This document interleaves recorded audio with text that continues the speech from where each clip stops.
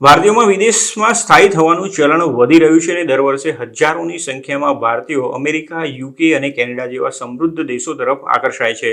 આ દેશો organisation of economic cooperation and development એટલે કે OECDનો ભાગ છે અને તેમણે ભારતીયો માટે દરવાજા ખોલી દીધા છે.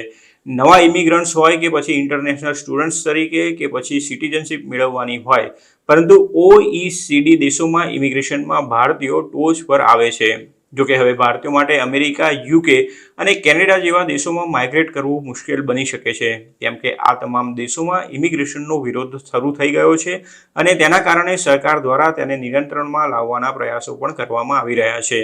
જોકે 2022નું વર્ષ ઐતિહાસિક રહ્યું હતું અને તે વર્ષે 5.6 લાખ ભારતીયો OECD દેશોમાં ગયા હતા અને આ સંખ્યામાં તેના આગળના વર્ષ કરતાં 35%નો ઉછાળો નોંધાયો છે.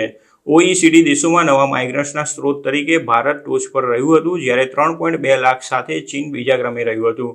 OECD દેશોમાં જેટલા પણ નવા ઇમિગ્રન્ટ્સ આવ્યા હતા તેમાં ભારતીયોનો હિસ્સો 6.4% રહ્યો હતો, જ્યારે ચીનનો હિસ્સો 3.8% હતો.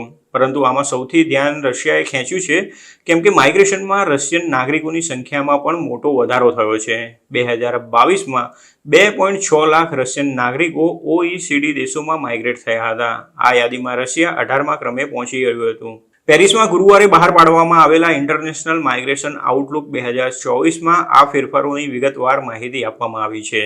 2022માં યુકેએ 1.12 લાખ ભારતીયોને આવકાર્યા હતા અને આ આંકડો 2021 કરતાં લગભગ ડબલ જેટલો છે, જ્યારે 1.25 લાખ ભારતીયોએ અમેરિકામાં સ્થળાંતર કર્યું હતું, જે અગાઉના વર્ષ કરતાં 35%નો વધારો દર્શાવે છે.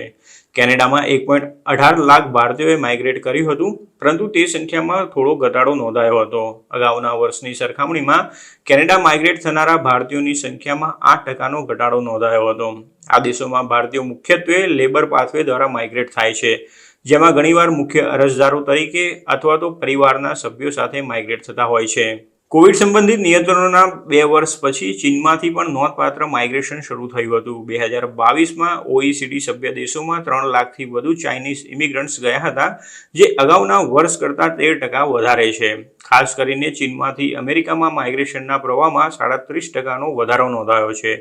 રશિયા અને રોમાનિયામાંથી પણ 2.7 લાખ નવા ઇમિગ્રન્ટ્સ OECD દેશોમાં ગયા હતા, જ્યારે તુર્કીએ, ઇઝરાયલ અને જર્મની રશિયન ઇમિગ્રન્ટ્સ માટે પ્રાથમિક OECD સ્થળો તરીકે ઉભરી આવ્યા છે. બીજી તરફ રોમાનિયાના નાગરિકો મોટે ભાગે જર્મની, સ્પેન અને ઇટાલી જેવા દેશોમાં ગયા હતા.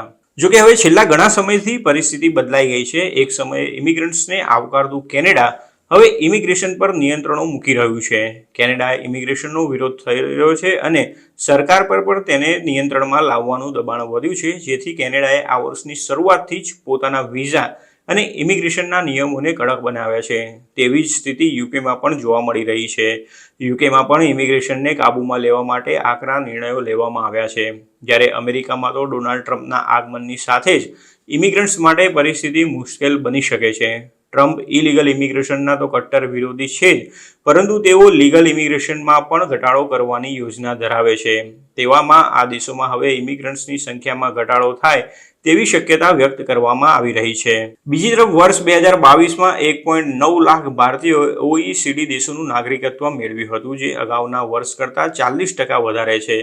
OECDમાં નવા સિટીઝન્સમાં ભારતીયો ટોચ પર રહ્યા હતા, જેમાં કેનેડાની સિટીઝનશીપ મેળવનારા ભારતીયોની સંખ્યામાં 3 ગણો વધારો થયો છે. 2022માં 60,000 જેટલા ભારતીયોએ કેનેડાની સિટીઝનશીપ મેળવી હતી અને 2023ના વર્ષનો આંકડો તેનાથી પણ વધારે હોવાની શક્યતા વ્યક્ત કરવામાં આવી રહી છે.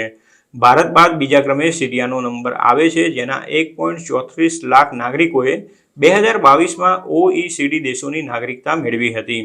અગાઉના વર્ષની તુલનામાં તેમાં 28%નો વધારો નોંધાયો છે, જ્યારે મોરોક્કોના 1.21 લાખ નાગરિકો સ્પેન, ઇટાલી અને ફ્રાન્સના નાગરિક બન્યા હતા. મેક્સિકોના નાગરિકોએ મોટાભાગે અમેરિકાનું સિટીઝનશીપ મેળવ્યું હતું, પરંતુ તેની સંખ્યામાં નજીવો ઘટાડો જોવા મળ્યો છે.